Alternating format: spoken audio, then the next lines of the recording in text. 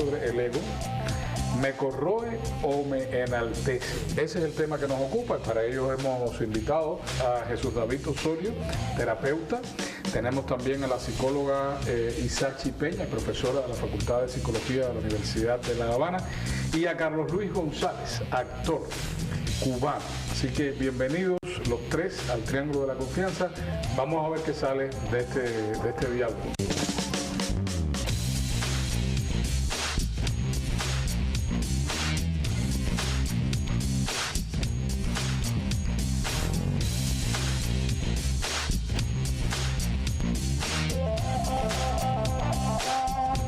Sean bienvenidos todos al Triángulo de la Confianza. Bienvenidos, buenas noches.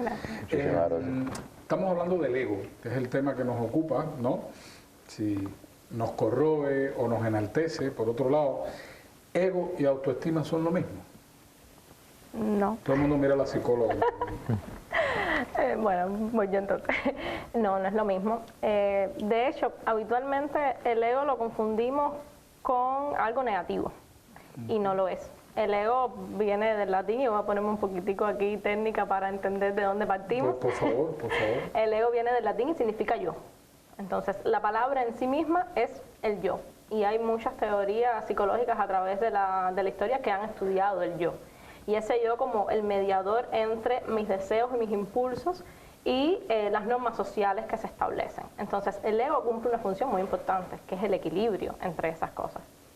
Por ahí... Claro. ¿Y la autoestima?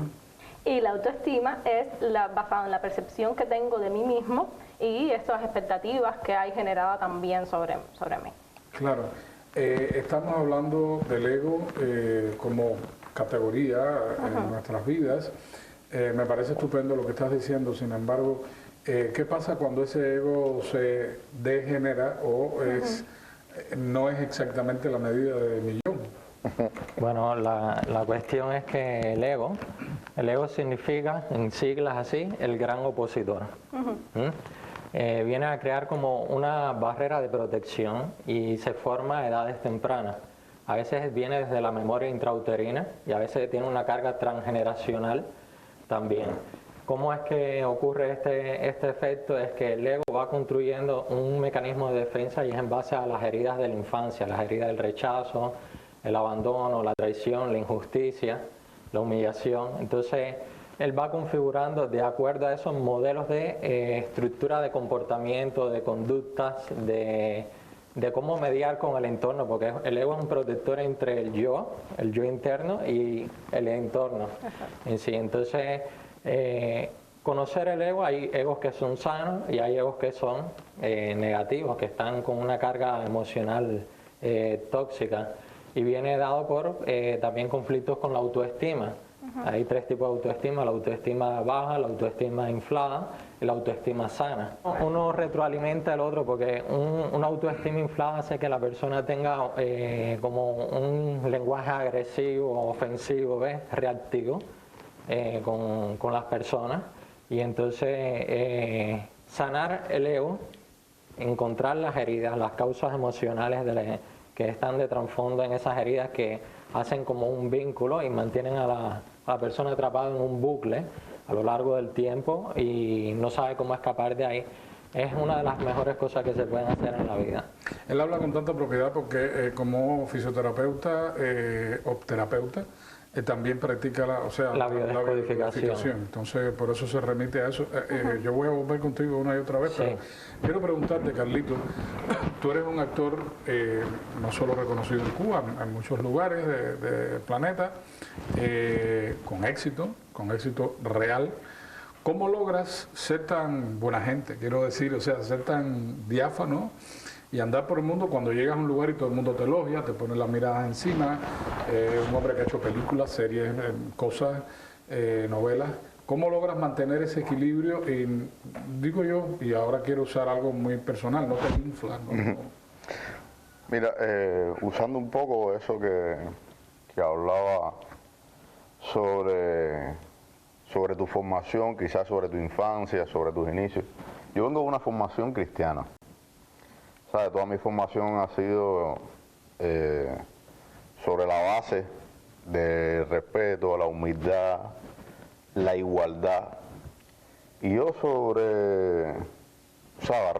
retomando esto, yo tengo claro que el hecho de la popularidad que te puede dar el hecho de ser una persona expuesta a los medios, ser reconocido precisamente por lo que hace, quizás puede desvirtuar un poco y desequilibrar un poco precisamente esto que hablaban ustedes, que me encantó que partieran de ahí para uno también tener un poco de conocimiento técnico, ¿no? Claro. Pero, a ver, yo tengo claro que mi trabajo es algo que yo amo, algo que me gusta, que me apasiona muchísimo, pero es eso. ¿Sabes? No cambia para nada Carlos Luis cuando termina de hacer una escena o cuando termina de hacer una película y se expone a la sociedad. Yo sigo siendo quien soy y eso no creo que vaya a variar nunca. ¿Qué funciona cuando la persona es así?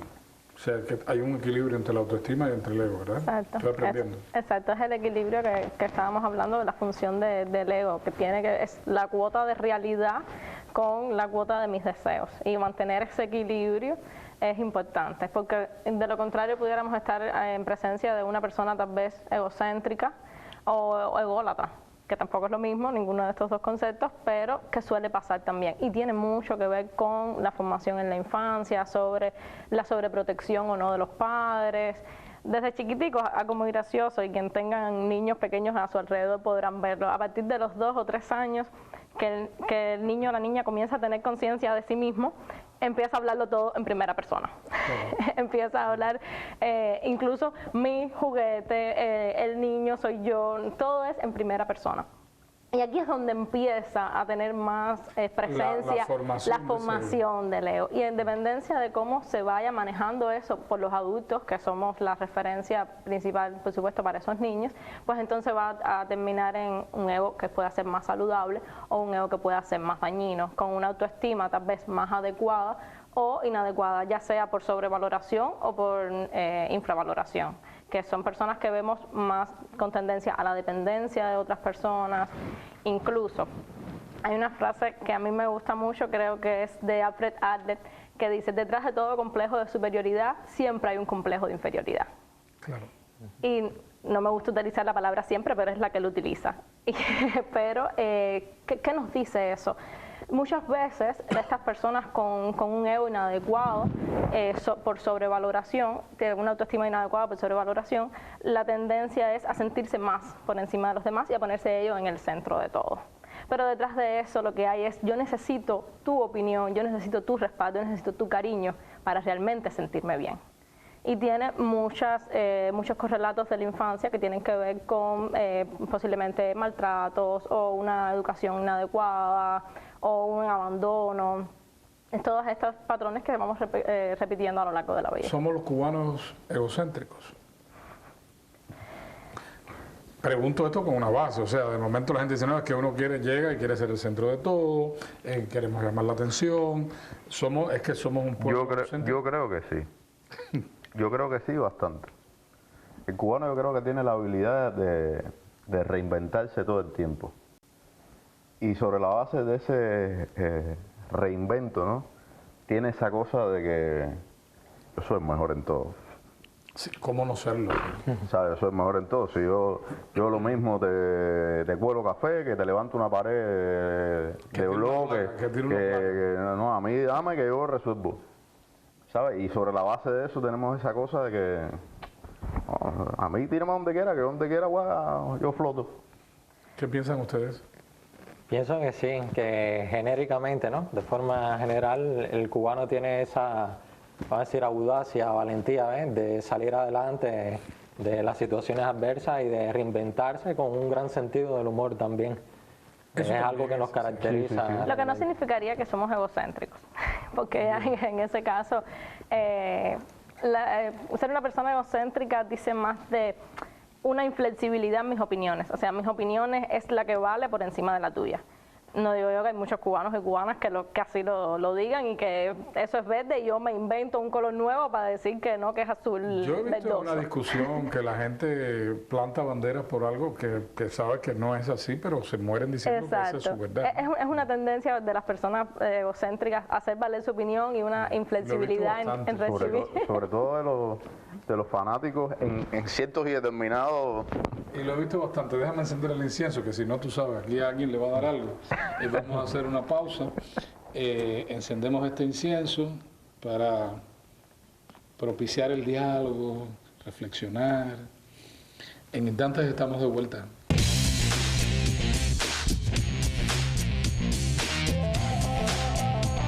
Y seguimos hablando del ego en el triángulo de la confianza. Pudiera parecer un programa difícil, pero mira que ustedes me lo empezaron a abordar y dijeron, sí, somos ciertamente un poquito egocéntricos, ¿no?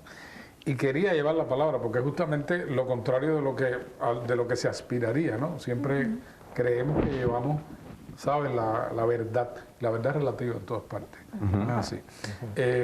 ¿Cómo lo ven ustedes? Se pitean ahí la...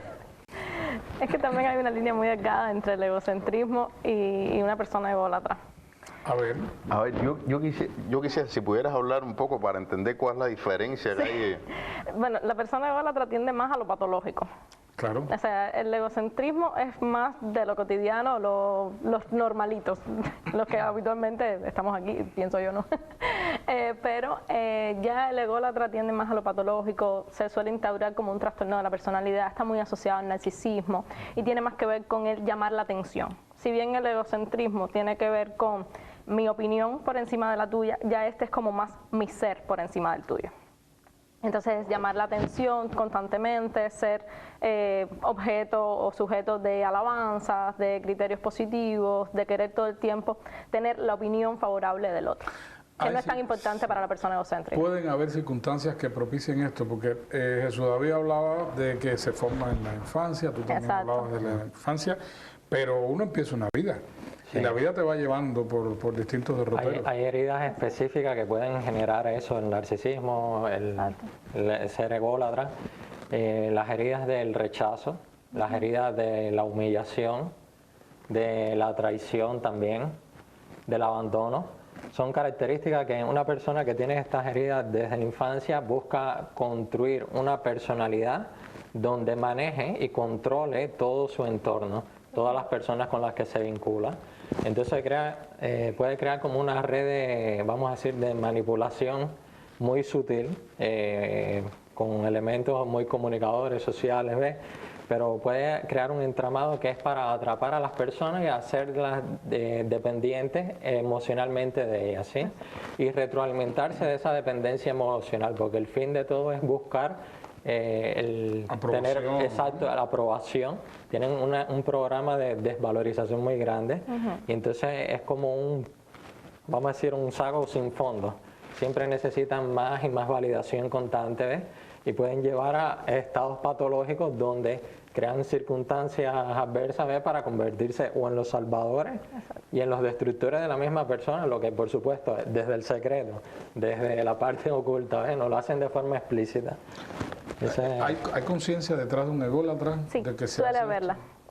En el egocéntrico no es tanto, todo esto son estándares, no significa que siempre suceda, por eso digo suele.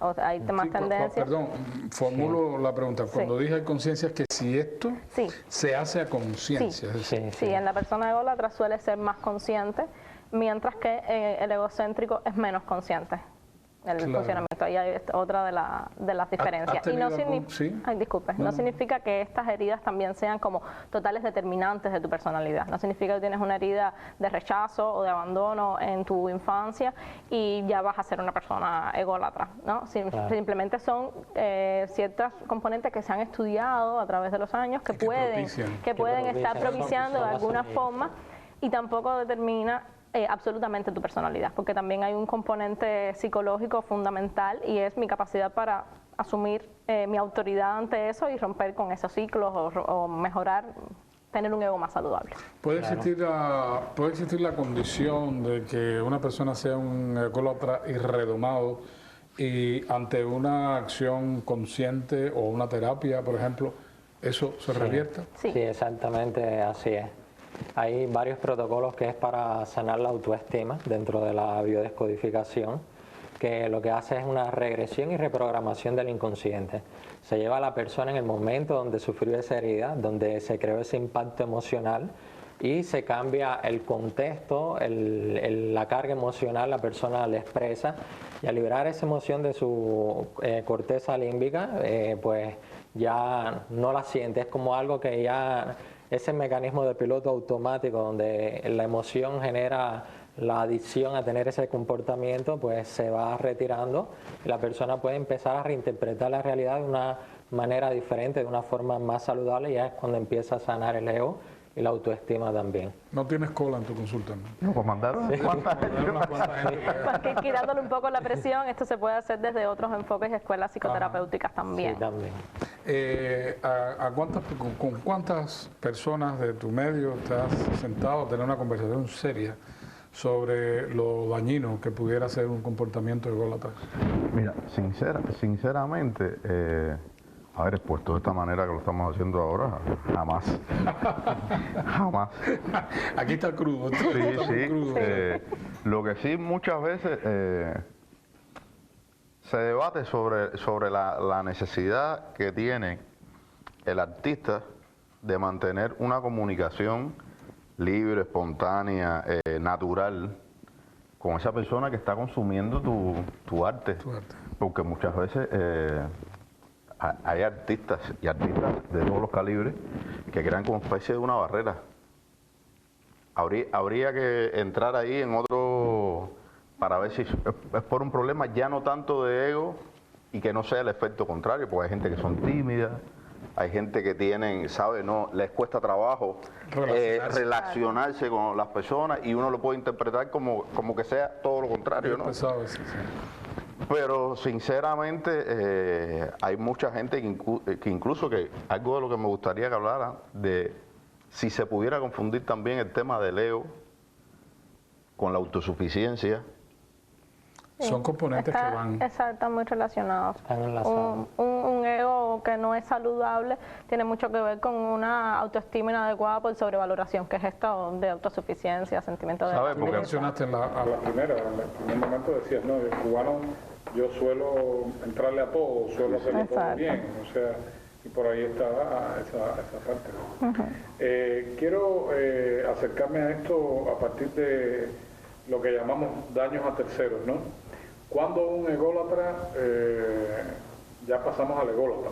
Okay. Cuando un ególatra comienza a hacer daños a terceros, es decir, cuando esto comienza a ser nocivo para otras personas. Eso realmente inicia cuando empieza a tener una satisfacción emocional y un resultado positivo en sus expectativas de acuerdo a la persona con la que esté interactuando. Si tiene el resultado donde la persona recibe la validación o atrapa emocionalmente a la otra persona. Es como un like para el cerebro. Exactamente, es un efecto de dopamina, de adicción, y eso puede ir creciendo poco a poco, ¿ves? Entonces, esa es una de las maneras iniciales. El daño tercero tiene que ver incluso con esto mismo que mencionabas, de la manipulación, de las mentiras que se utilizan para tener al otro, de la dependencia emocional que se crea también. El otro es dependiente emocional mío, aunque yo también lo soy de él, porque yo necesito esa validación. Claro, sí. Es un toma y daca en ese sentido. Vamos a hacer una pausita, en instantes estamos de vuelta. Gracias por sus opiniones y sus cartas a una de las esquinas más populares de La Habana, que es donde está Masón y San Miguel, donde está el Canal Habana. También sus cartas y opiniones muy bienvenidas a esta dirección electrónica que pasa en el borde inferior de sus pantallas. En instantes estamos de vuelta.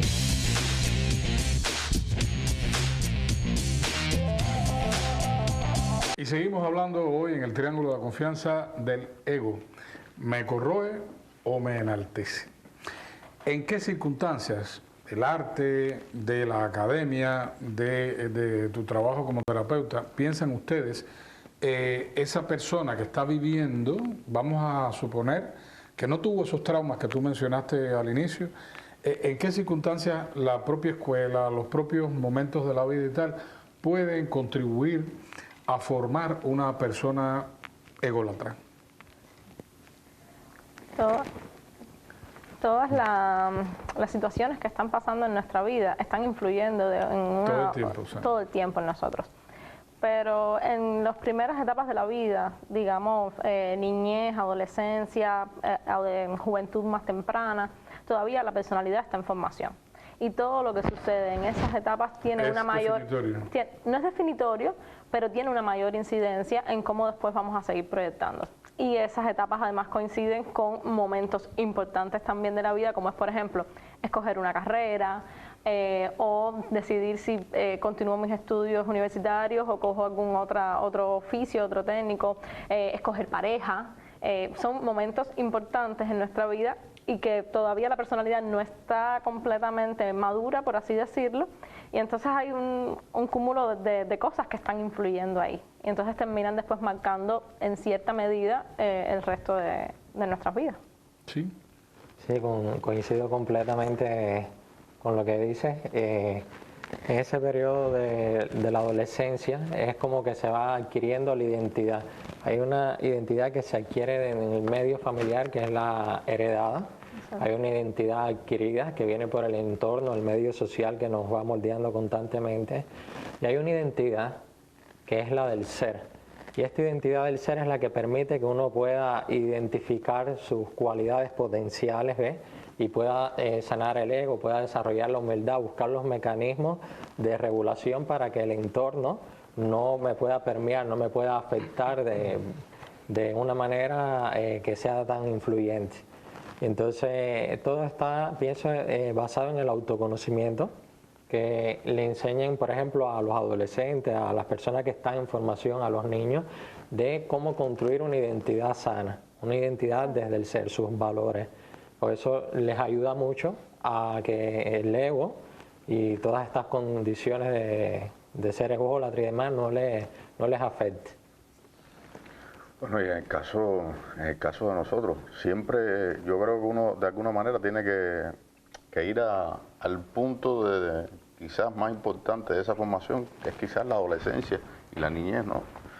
Y en el caso de los procesos de formación de los estudiantes en las academias de arte, yo creo que el rol que pueden jugar, la relación que pueda haber profesores y especialistas en estas áreas, ¿sabes? De poder, desde temprana edad, ¿sabes? Poder descubrir en estos estudiantes quizás ciertas y determinadas características que uno pueda decir, va por aquí, este muchacho hay que trabajarlo, porque incluso se puede dar detonantes después de traumas, de crisis que pudieron haber tenido en algún momento, o de cosas que puedan presentar en el futuro, y que trae después como consecuencia todas estas cosas que uno ve ya con artistas de adultos ya, ¿no? Formados. Sí.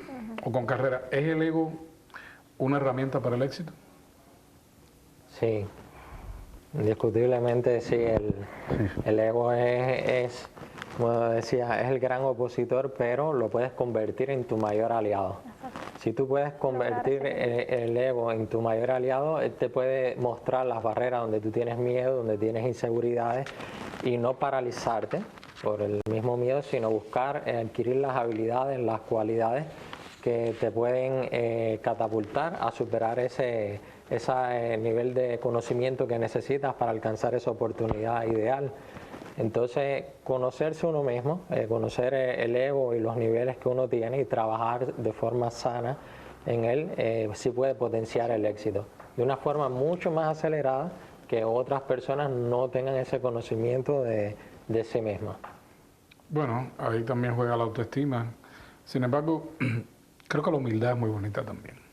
Sí. ¿Cómo funciona en esta tríada? La humildad real.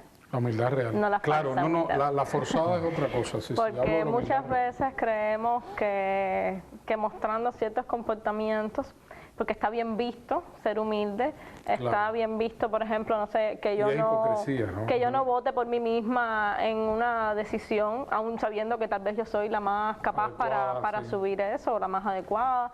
Eso es una falsa humildad, y esa no es provechosa, porque esa se lee entonces como hipocresía, y las personas en el entorno lo saben.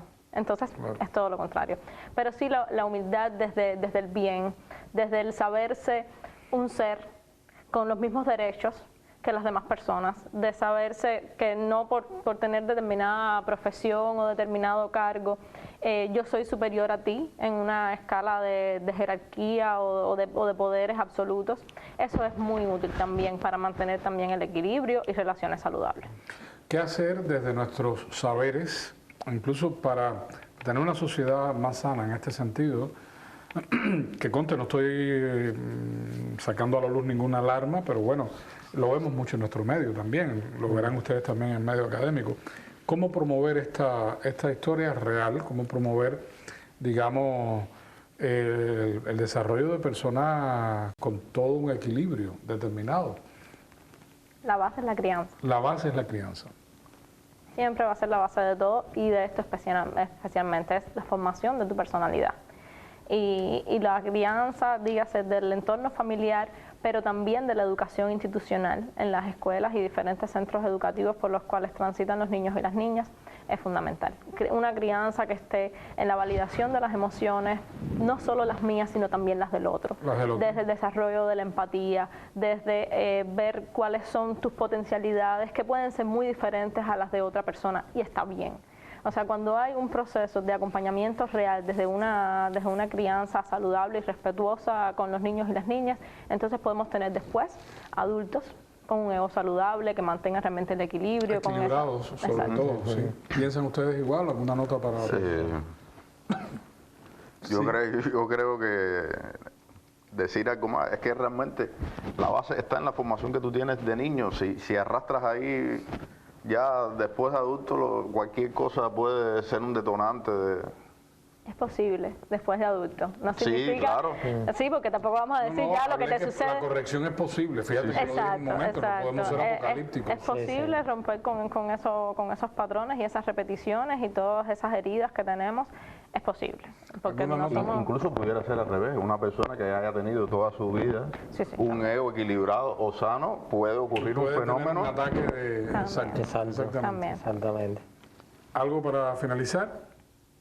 ¿No? ¿Estamos bien? Sí. O sea, muchísimas gracias a ustedes por el tiempo y la sabiduría en el Triángulo de la Confianza. Gracias a ustedes por la sintonía. Recuerden que nos vemos la próxima semana por este mismo canal. Y recuerden bien que en la confianza siempre nacen las buenas preguntas. Hasta entonces.